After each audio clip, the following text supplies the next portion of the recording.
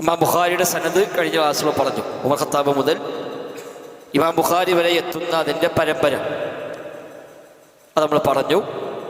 ഒരു സ്വഹാബി മാത്രമാണ് നബിയിൽ നിന്ന് ഹദീസ് ഉദ്ധരിച്ചതായി സ്വഹിയായ പരമ്പരയിൽ നമുക്ക് ലഭിച്ചത് എന്ന് പറഞ്ഞു. എന്നാൽ ഒന്നിലേറെ സ്വഹാബിമാരുടെ റിപ്പോർട്ടുണ്ട്. പക്ഷെ ആ റിപ്പോർട്ടുകളൊന്നും സ്വഹിയായ വഴിയുടെ നമ്മിലേക്കത് എത്തിയിട്ടില്ല.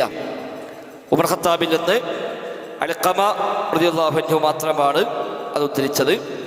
അതേപോലെ അവിടെ നിന്നുള്ള ഓരോ വഴിയിലും ആ നിലക്കാണത് വന്നിട്ടുള്ളത് എന്നൊക്കെ പറഞ്ഞു. അൽഖമയിൽ നിന്ന് Yahya bin Saeed Sufyan bin Uyaynah അങ്ങനെയാണ് ഹദീസ് വരുന്നത്. എന്നാൽ അതിൻ്റെ താഴെ ഭാഗത്തേക്ക് യഹ്യ ബിൻ സഈദിനെ അവിടെ ഇങ്ങോട്ട് ധാരാളം ആളുകൾ 300ഓളം റിപ്പോർട്ടർമാരിലൂടെ വരെ വന്നുവെന്ന് പറഞ്ഞ പണ്ഡിതന്മാർ ഉണ്ട്.